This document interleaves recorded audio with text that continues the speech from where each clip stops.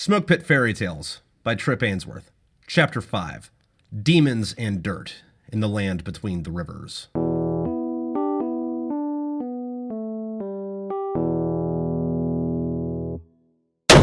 Artillery rounds screamed through the air. Screeches ripped the atmosphere. Shells exploded in the dirt. Fields, Doc, Kyle, and I drove to the ground and hugged the sand. None of our platoon had been hit yet. Incoming fire was close enough that the earth blown to the sky rained down on us. The four of us were not having a good time. Kyle looked up to Sergeant Fields. "This sucks!" he shouted above the roar of the explosions. "It's not that bad!" Fields screamed back at Kyle. An artillery round screamed to the earth and uprooted a large plot of soil. It was so close that it bumped us off the ground an inch or two. "See? Just missed!" Doc flipped off Fields while keeping his hands close to the ground. Over the deafening sound of the shells, I saw the Surbot walking around the trucks, as if the rounds that were falling from the sky weren't but single drops of rain. "What the fuck?" he shouted at the platoon. "Get in your fucking trucks!" Lieutenant Brisker pointed into the distance at what looked like a small village. "They're fucking landing troops! Get in your goddamn vehicles, we got motherfuckers to kill!" Doc, Kyle, Fields, and I nervously crawled out from under our truck and loaded up. Through the window, I saw Iranian soldiers rappelling from helicopters into the village. I saw the Surbot tread back to his truck, swearing the whole way. Kyle started the engine and the platoon rolled towards the enemy landing. The lieutenant ordered the platoon to line up so that everyone could fire at the enemy troops ahead without shooting each other. As soon as our line of fire was clear, Fonzie opened fire from the turret. As we got closer, it turned out that the village wasn't a village at all. It was a massive graveyard. It must have stretched out for miles. Graves over in Iraq, though, weren't like they are in the States. Instead of a plot of land and a gravestone, there was a small building just enough to put a body in. They were made of beige bricks with headstones protruding from the top of the structures. They'd have a name inscribed and sometimes a picture of the person lying beneath. Our truck slowed as we approached the edge of the cemetery. I heard 4 ear-splitting cracks. Kyle and Fields screamed from the front. Doc and I looked to make sure they were all right. They were okay, only startled from the bullets turning the windshield into a glass spiderweb. Fonzie kneeled down into the truck from his turret. "Allensworth!" He pointed to a box of ammunition behind me. "Hand me that ammo!" I shoved him the olive-colored box. 50 caliber ammunition is heavy, but the adrenaline canceled it out. Fields barked orders to another truck via the radio. The sun was starting to set. Fonzie let loose on the 50 cal. Doc nudged me. "Hey, Hank! "What's up, man?"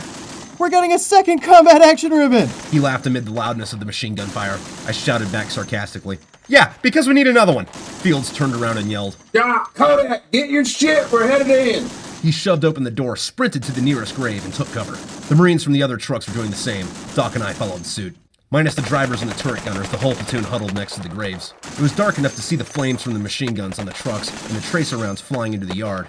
Enemy rounds split the air over our heads. Some hit the trucks, but the Marines inside were protected by ballistic glass and an inch of steel. Intermittently, Marines would swing around the graves and fire a few rounds of suppressing fire towards the Iranians. It was too dark to take photos. I leaned out from the tombstones enough to see where the Iranians were. I had the stock of my M4 against my cheek and the scope up to my eye. I squeezed the trigger 2 or 3 times. The weapon's butt beat back into my shoulder. There was hardly any kick. Not that I wouldn't have normally noticed. All the adrenaline made it feel like a tap. Above the pops and the pows, there was a screech and an explosion. Our truck's front end rose into the air in a gust of fire, throwing shards of metal in every direction. The vehicle breathed orange flames. "Fuck!" Doc screamed and pulled out his medical bag. "Come on, Hank!" We ran to the truck and opened up the driver's side door. Kyle was knocked out. I grabbed his flak jacket and started to yank him out of the truck. I was startled and fell to the ground at the sound of machine gun fire coming from the turret. "I guess Fonzie's okay," I shouted at Doc. I stood back up and helped Kyle get out. We dragged Kyle to the tombstones where he'd be safe from enemy fire. Doc started looking over Kyle. Fields screamed at me to get Fonzie out of the truck before it blew. I sprinted back to the vehicle. Fonzie was still spraying out 50 caliber hate like it was the 4th of July. I tried yelling to get his attention. He didn't respond.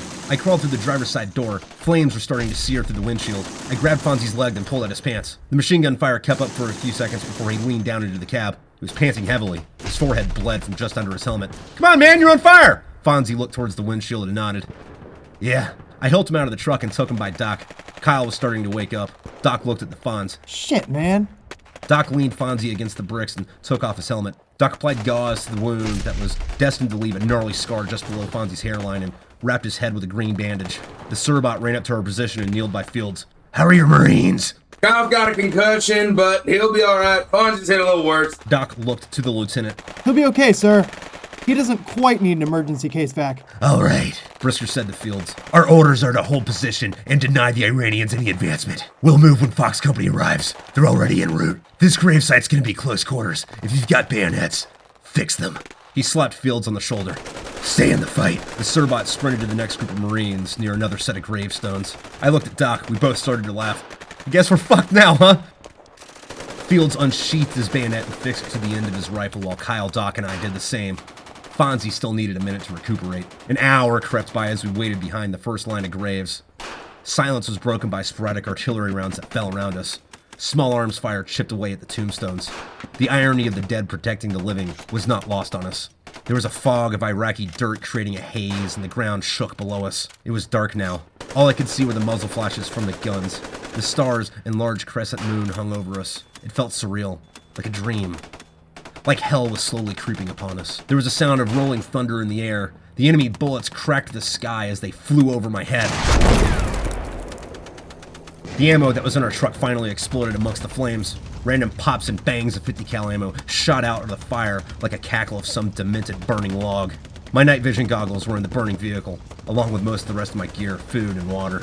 It was probably melted into a black puddle by now. I took a look at my wounded brothers in arms. Blood oozed from under the olive wrap around Fonzie's head.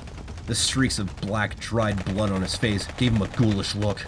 It was staining his uniform too, but he was ready to go. His rifle was in the burning truck, leaving him with a pistol and a couple dozen rounds. Fox Company arrived at our position, and we got orders to flush the Iranians out of the cemetery back over the Euphrates.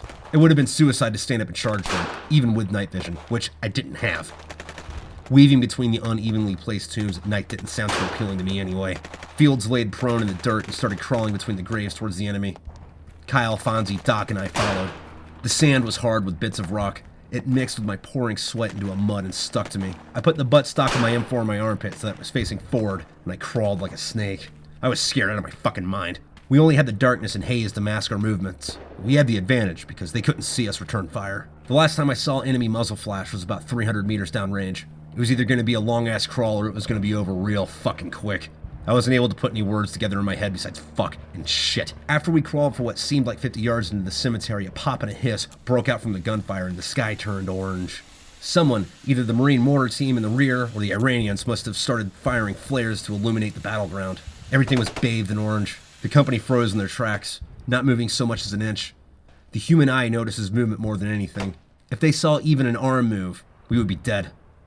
But illumination goes both ways. The flares died out, but not before ruining my eyes' adjustment to the night. I heard a rustle and barely made out the side of Kyle in front of me, starting to crawl again.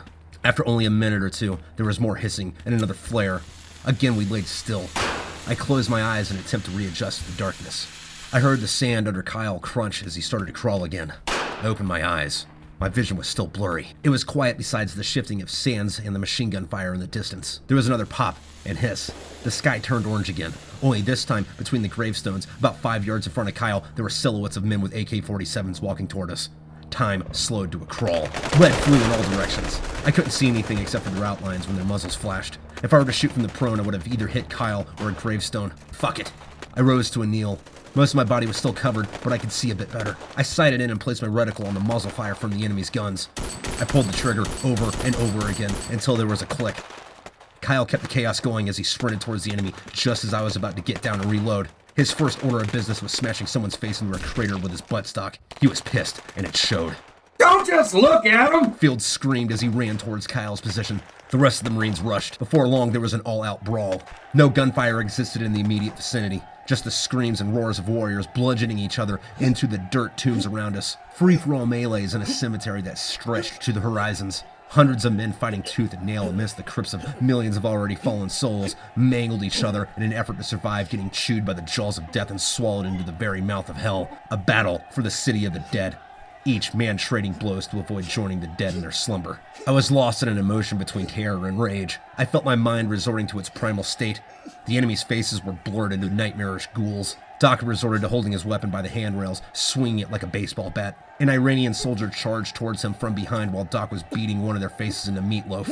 Before the soldier could get to Doc, I drove my bayonet into his gut, right above the belt line, and ripped through to the other side of his belly, spilling his intestines into the sand. He groaned and fell back into a tomb. I put the blade in his neck. His blood soaked the earth. I looked behind at Doc. "You owe me a beer, fucker!" Then suddenly a black mass slapped me to the ground. My helmet cushioned the shock. I looked up and found myself straddled by an Iranian with his rifle in the air preparing to swing it into my skull. He plunged the weapon down to kill with fire in his eyes. The white of his teeth looked like fangs. Mere moments before the weapon could hit my face, I saw his skull explode with bits of bone and brain splattering my face like some kind of fucked up bukkake. He fell on top of me, oozing viscera and brain matter. Doc kicked the heap of meat off me and offered his hand. I hope that fucker didn't have AIDS. I wiped the warm red liquid off my face.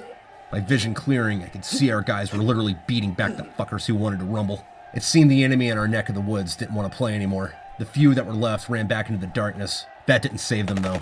Everyone who had ammunition emptied it into their backs. It was an exhausting moment that only lasted minutes, but it felt like hours. I counted the dozen dead in our vicinity. Most of them looked like pulverized ground beef. Hell, Fields' mouth was bloodied, not from the wounds, but from the chunk of neck he tore out from one of his victims. Miraculously, with the exception of some bruises and cuts, we took no casualties. The enemy was in retreat for now, but we had to keep the momentum going. Over the course of the next few hours, we slowly cleared our way to the Euphrates River and halted. We looked behind every rock and in every house. Along the shore, Doc and I found a large stone to prop ourselves onto. I pulled out 2 Luckies and handed one to Doc. What was the deal with that graveyard? Besides that it was scary as fuck, Why is it so big? he exhaled thick smoke. Your sister asked me the same thing one time. Ha ha, very funny. Neither of us said much for a while. We just smoked our cigarettes and gazed at the river as the sunlight rose over the horizon. What we didn't know then was that Wadi al-Salam was the largest cemetery in the world. It was 3 square miles. Over 5 million souls were estimated to rest there. And they didn't get too much sleep that night. A squad from Fox Company came and sat next to us. Eclair was with them. I motioned him to come over to us. You were in that, right? Yes, Corporal. I pushed all the way through with Fox. It was fucking nuts. Yeah. I looked over at Eclair, who was still standing. He looked a bit shaken, but then again, I suppose we all did. Where were you guys? We came up by that burnt-up truck on our way to the graveyard. That was our truck. Jesus Christ, dude! Yep. I pulled up my pack of Luckies and offered the open end of the pack to him. Want one, Eclair?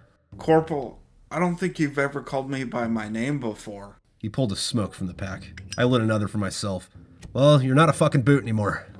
You shit your pants? No, but it was scary. Well, keep it up. That'll go away. Doc chuckled at that. Well, congratulations, Eclair. You're not a fucking boot anymore. Thanks. You get any good pictures? You really care about that, Corporal? No, but if I don't ask, I'll get my ass chewed. We both laughed. The Marines here call me Peter Parker, so you know, that's cool. Yeah, my platoon calls me Kodak. A rapid thumping sound grew louder above us from along the river. Everyone lifted their heads to the sky and watched the pair of Cobra helicopters buzz past our position. I haven't seen Cobras in a while. Where the fuck were they 6 hours ago? I think they're called Vipers now. Cobras were the old ones. If it looks like a cobra, I'm calling it a fucking cobra. Doc said with eyes following the serpents. For the next hour, the Marines on the bank of the Euphrates held tight. Word was passed down to start digging in. Fox Company made fighting holes, the mortar platoon dug pits. Cat 1, on the other hand, was in vehicles and needed to be mobile, so we helped fill sandbags. There were a few extra seats in Sergeant Coomer's truck, and since ours was destroyed, we jumped in his. Kyle and Fonzie were taken to a field hospital in Kuwait to recover from their injuries. They weren't in too terrible a shape, but they weren't exactly up for another fight right now. Doc and I helped one of the mortar teams build their pit. Instead of filling sandbags, we cut down cedar trees for the mortarmen to use as a barricade. The sun was peeking over the eastern horizon. The skies began to turn from a deep purple to a blazing red.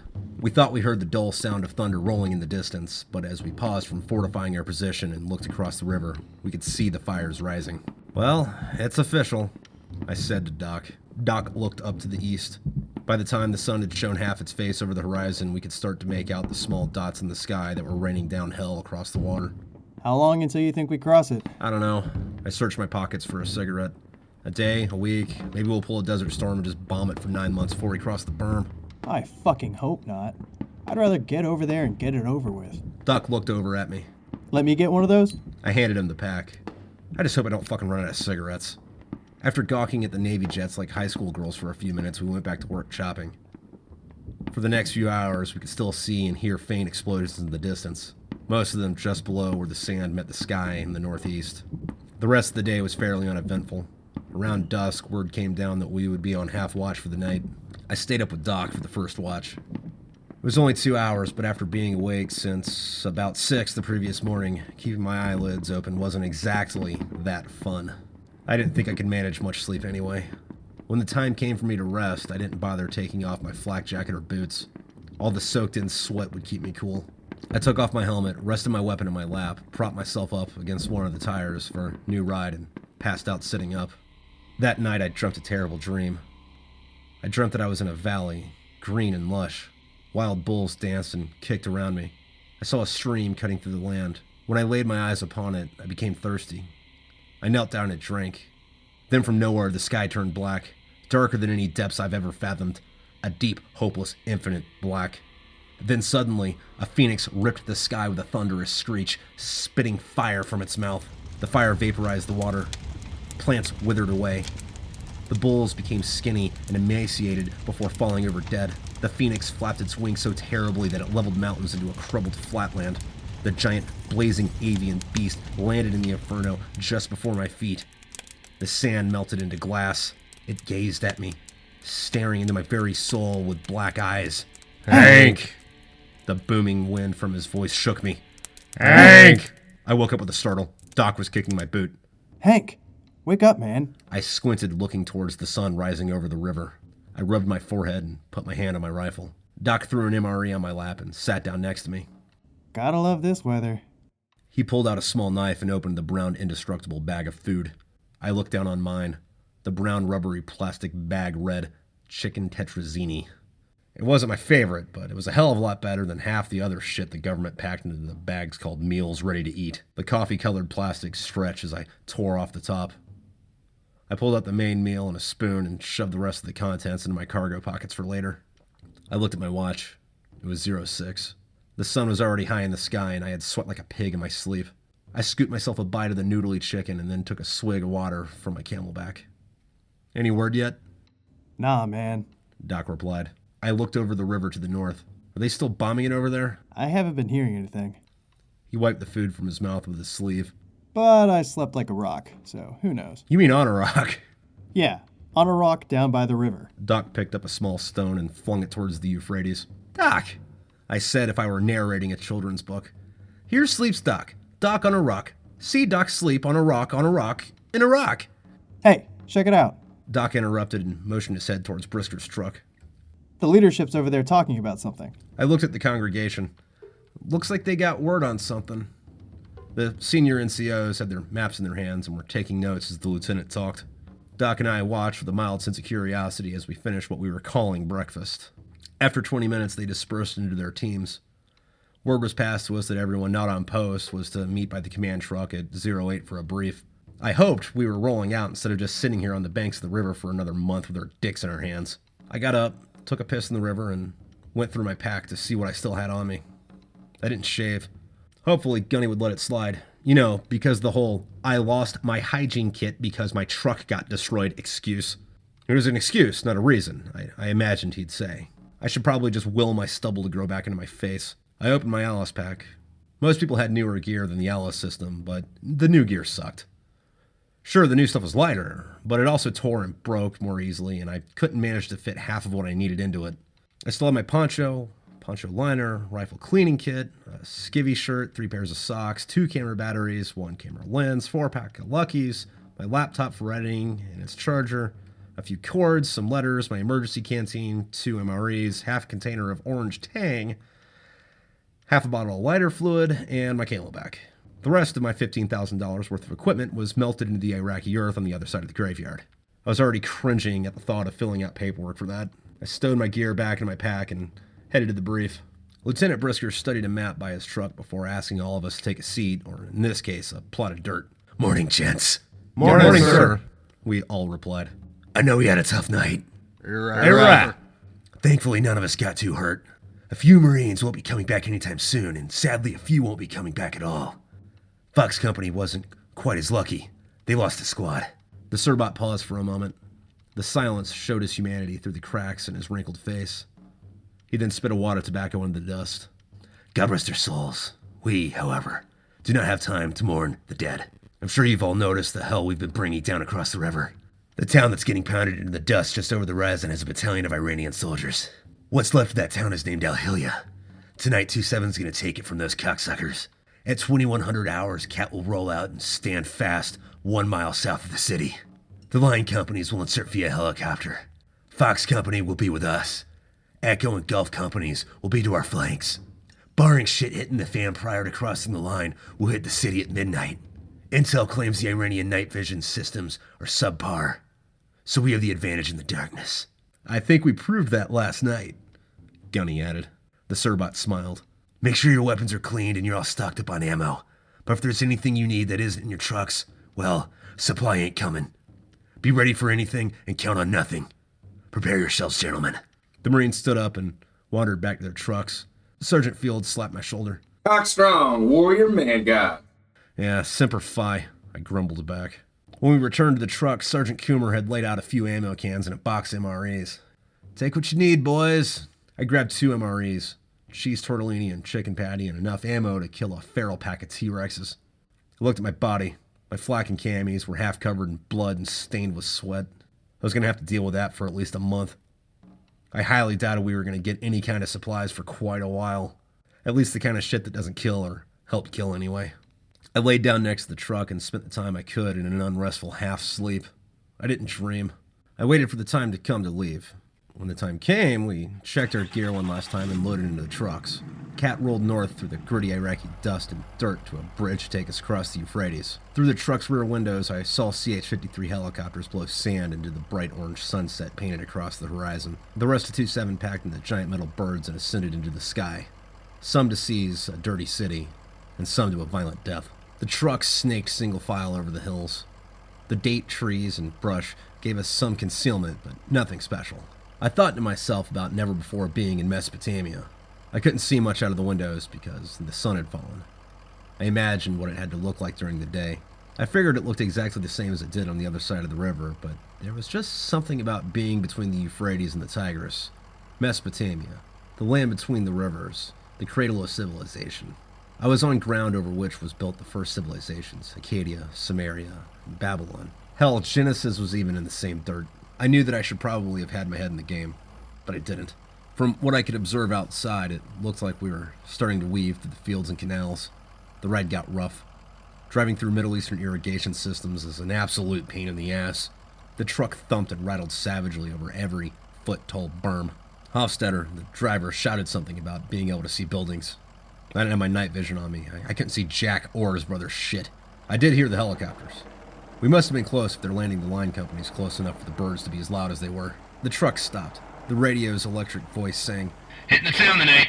Another anonymous radio personality spouted, 5 mics. 3 choppers touched down a few hundred yards away from our position. The Marines aboard stormed out of the back, encircled the birds, and hugged the dirt in a prone position. The birds disappeared back into the sky. I can make out their silhouettes as they stood up and took off for the town. We were still moving, albeit slow. I could see the Marines taking cover behind the rubble in the outskirts of the city. The rubble looked odd from where I gazed. Granted, it was night, but it still looked off. The next string of helicopters arrived to give birth to furious warfighters. Then, just as the first CH-53 touched the deck, he erupted into a fiery ball of death, spewing shrapnel in every direction. The force of the blast flipped one of the other helos over into its right side. Thank God that it didn't also get engulfed. The third bird didn't even hit the ground. It took back off into the night. Mere moments later, heavy machine gun and rocket fire rained down on us from the city. Contact! Screamed a voice over the radio.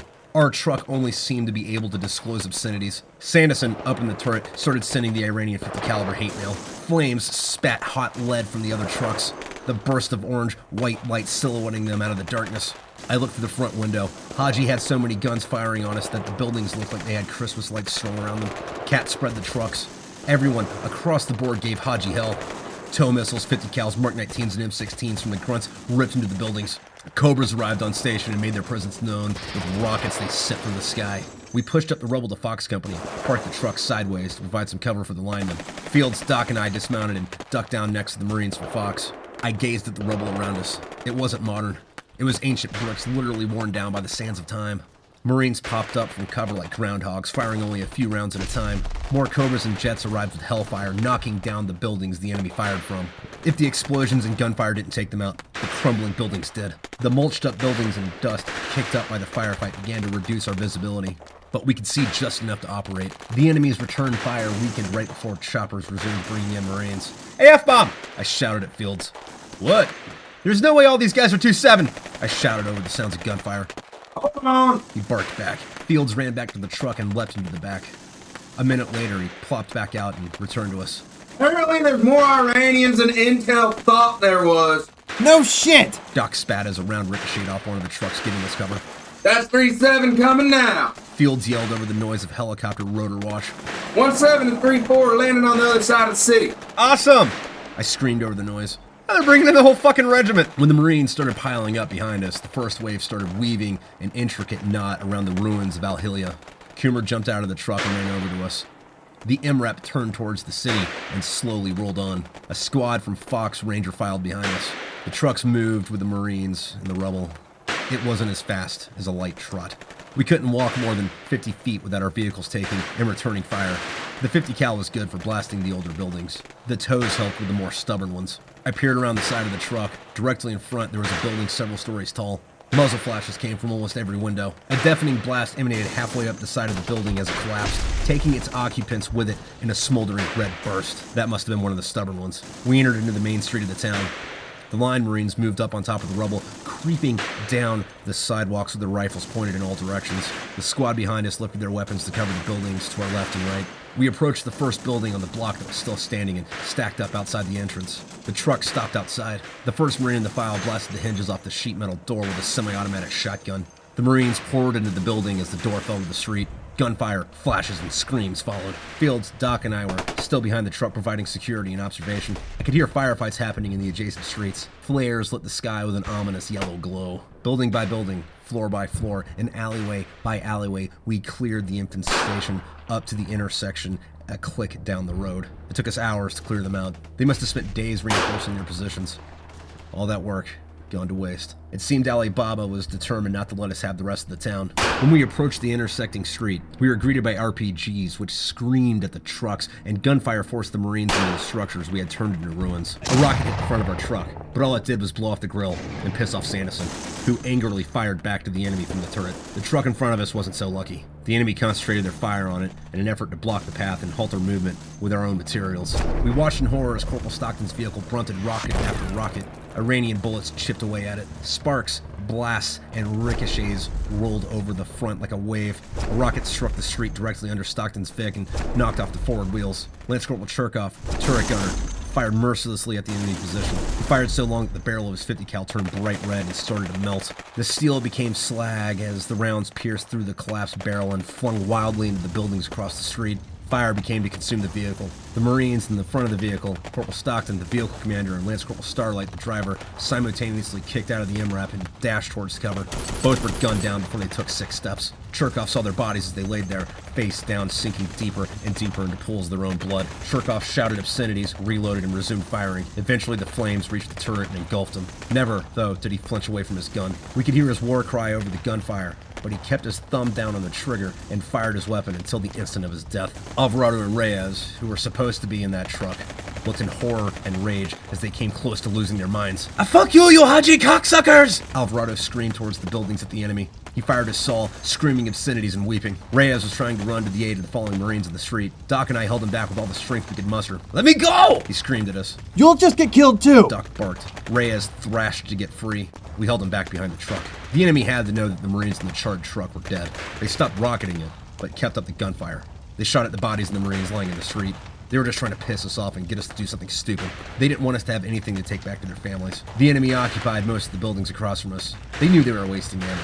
They knew their minutes were numbered, but they wanted us to pay dearly for every block. Sergeant Coomer opened the back door of his truck and stuck his head out to shout, "Get into the building, we're pulling the vehicle back. There's a couple of F-18s on the way to level the whole block." Fields, Doc, Alvarado, and I pulled Reyes, who was still angrily trying to wrestle away from us, to the building to our left. A couple of Marines from Fox Company saw us and kneeled just outside the doorway and began to provide covering fire towards the intersection. "Come on!" they shouted. We bolted into the doorway before disappearing into the dark of the house and sat Reyes down by the wall. It felt like a wall anyway. We could barely make out his face as he looked blankly at the floor. Alvarado sat down next to him, wrapped his arm around his comrade. They both sat silently. The 2 Fox Marines came back in and stood guard over the door. The gunfire outside was deafening. Even after hours of constant chaos, the platoon leader from whichever Marines we were temporarily adopted shouted, "Stand by for impact, 30 seconds!" I looked outside. Our truck reversed down the road about 15 yards. Sanderson's machine gun muzzle flashes illuminated the streets. Reyes began to slowly sift through the junk on the floor beside him. The building looked like it was an apartment complex, but it was hard to be sure. Reyes picked up a naked plastic doll. It looked like a Barbie, but it was obviously knockoff Arab crap plastic. The doll was missing her right arm, and half of her hair was singed off. He rubbed his thumb over the head and stuck her in his flak jacket by his shoulder. I didn't attempt to rationalize any of what happened. Every man comes to terms with himself in his own way. A deafening roar of explosions from the bombs leveled the block ahead of us. Anyone who was on their feet fell on their ass, including me. Doc was kneeling during the impact. Ha! Pussy! "Shut the fuck up, Doc," I said, getting back up. Alvarado looked over to Reyes and shouted into his ear, "Hey man, we gotta go soon. You gonna be ready?" Reyes nodded his head. Alvarado stood up, extending his hand. Reyes grabbed it and Alvarado pulled him to his feet. Reyes shook his head slowly. "Fucking fucks. I'm gonna fucking kill every last one of them." "Yeah, I know, buddy. We'll get them," Alvarado grumbled back. Fields talked into the radio while he stood by the door. He stuck his head out both ways and came back in. Doc, Allensworth, we're going back to the truck. Alvarado, Reyes, you're coming with us. We followed Fields up the door, sprinted to the back of our MRAP, and crammed in the back seats. We rolled up to the intersection. Marines from Fox were already pulling Stockton and Starlight's bodies out of the streets. The truck was still smoldering. The buildings on the next block were nothing but concrete boulders and twisted steel rebar. Our Vic advanced only as fast as the Marines on foot did. We provided the Crunchies cover from gunfire, and they protected us from foot soldiers. Half of the cap platoon trailed behind us. Slowly, we prowled up the avenue with no resistance. We halted at a town square. There was a small park with a few benches and a fountain. The architecture was different here than the rest of the city. It wasn't modern. It almost looked like an ancient castle wall. We sat there for about an hour with no word and no action. I pulled the crackers from that morning's MRE out of my cargo pocket. They were crushed, but not too badly. I'm pretty sure they were made out of wheat and asphalt, but it didn't matter. I hadn't eaten since right after I woke up. "Hey, Sergeant Coomer." I leaned over. "Hey, what's up, Kodak? We fucking do anything? Is there any word, or are we just sitting here?" "Hold on." Coomer leaned in the radio on his shoulder. "Cat 1 Actual, this is Vic Bravo 2. The radio hissed, and Cat 1 Actual, Lieutenant Brisker said back. Send your traffic. Yeah, Cat 1, what's our situation? Over. Bravo 2, battalion's orders are to stand by while we wait for armor. I looked up at Doc and gave him half of a smile. "Dude, tanks." I know, right? Bravo 2. The lieutenant continued. Doesn't look like we're going anywhere anytime soon. Go on half watch. Stand by for further word. Out. "Roger, out," Coomer said into the radio. He turned back to us. "I need a man in the turret and the driver to be awake." Sanderson kneeled down out of the turret. "Sergeant, I'm good for a few hours. I'll stay up." "All right. Yeah, I'm good too." Hofstetter kept his hands wrapped tightly around the wheel. "No, you're hitting the rack," Coomer said to him. "I need an alert driver. I don't want you bobbing for cock when we roll out." "Yeah, I'll take it," Alvarado volunteered. "Okay." Hofstetter climbed back over the seat to allow room for Alvarado to climb forward. "Hey, Sergeant Coomer, we popping tops?" "Yeah, if you're not on watch," he replied. We took off our Kevlar helmets and tried to get some sleep. I didn't doze well. I kept coming in and out. I was kind of worried about Reyes. He didn't sleep at all. Or if he did, he was having some fucked up dream. He kept mumbling to the doll he had in his flak jacket. "What do you mean?" "No, it wasn't like that. Barbara, you're starting to..." Reyes said all this to the doll. Though, I thought I should ask him if he was okay or wanted to talk about his ailments, but I decided not to. "No, I've never been there." "Yeah? No, they didn't pay me for that." "Cactuses don't need water, Barbara." "Shut up. Iraq is nothing like..." "No, I didn't see that movie." Then Reyes started to speak to the dirty plastic doll in Spanish. I stopped listening to him and tried to sleep. When I finally did nod off, I had a nightmare. In my dream, I was pulled through the bottom of the truck and underground by a demon. The ghoul was an abhorrently ugly woman with eagle wings and lizard's feet and hands. Her body was pale with death. We descended deep into the earth and emerged in a vast system of caves. I could see everything, even though it was dark and full of fog. And it was cold. There were others there, too. It looked like their clothes were made out of bird skin, but the feathers were still attached, like a vulture swayed. There were large hound demons with wasp wings, forcing the bird people to the clay on the cave's floor with their wings, digging it ever deeper. I woke to Sanderson tapping my knee with his foot from above in the turret. I rubbed my eyes and looked up to him. Hey, you want to get up here, Kodak? Yeah. I grabbed my helmet. Sanderson came down into the cab. Thanks, dude. He patted my shoulder. I climbed into the turret. It was still dark, and I didn't have night vision. There was no power in the city, but the moon and fires lit the area enough to where if the enemy troops were running around, I could see them. I made sure the 50 cal was loaded. There was another can of ammunition up there in case I needed it. I looked at the stars. I could see every one of them, which was one of the good things about the desert. The sky was always dark enough to be bright with the jewels of the heavens. I leaned back into the frame of the turret. What a fucking couple of days, I thought, dying for a cigarette. I had a pack on me, but lighting it would make me a target for snipers. And I knew those fuckers were out there watching us. Fucking Persians. Fucking Persians. Hank, your girlfriend's a Persian.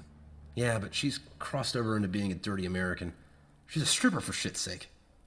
Oh, great, now I'm talking to myself. Snap out of it, Hank. There was a rustling around the inside of the vehicle. Alvarado and Hofstadter were switching places. I rubbed my face and looked down onto myself. I had a good 2 days of beard crusted over with blood and sand. My uniform was stiff with white lines from salt and sweat and dark brown from the blood-dried vital fluids of other men. I looked again at the sky. There's something peaceful in its darkness. Maybe it was all the stars. Maybe it was that it was so dark that I could see satellites soaring in the atmosphere. There was something else too. Not as far as the space capsules, though they did look like them. I could see the artillery rounds flying over our heads. They looked like faint shooting stars. They weren't landing anywhere near us. Yeah, someone's getting some a few miles from here. Hell, I could still hear the sporadic machine gun fire no more than a mile from where I was. I guess I was lucky for getting a few moments of sleep. After a few hours, the sun began to smile over Alhilia.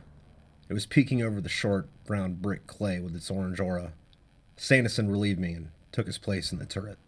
Hey everybody, thanks for listening to Smokepit Fairytales Chapter 5! I'd like to thank my voice actors, Dan, Brady, Chuck Lavaki, and Eric Pickle. And I'd also like to thank my patrons, and everybody's gotten a war chest. And the war chest is, custom painted ammo can with, the first 6 books of this series in it. Stickers and cards and a patch and all that fun stuff. Alright, so I'm not quite sure what the release schedule is going to be like for the rest of these. I do know that I am going to try to have them all out before, October? So have fun in September with this. I will also be doing some live streams in September talking to the voice actors that, acted in this audiobook production. So, hey, if you got anything you want me to ask them or, questions for them or blah, blah, blah, whatever, leave those in a comment somewhere and we'll get to it. Also, on that, the way that the Patreon works is that when I start doing new chapters again, which should be, again, in October for the second book, they will be scheduled, on a weekly rotation for YouTube, but they'll be put on Patreon as soon as they're done. Actually, all these are on Patreon if you want as soon as they're done. But you can also just Audible, or iTunes or Amazon or wherever you get your audiobooks. Just if you go listen to the whole thing, make sure to leave me a review somewhere. It helps me out. All right, see you around.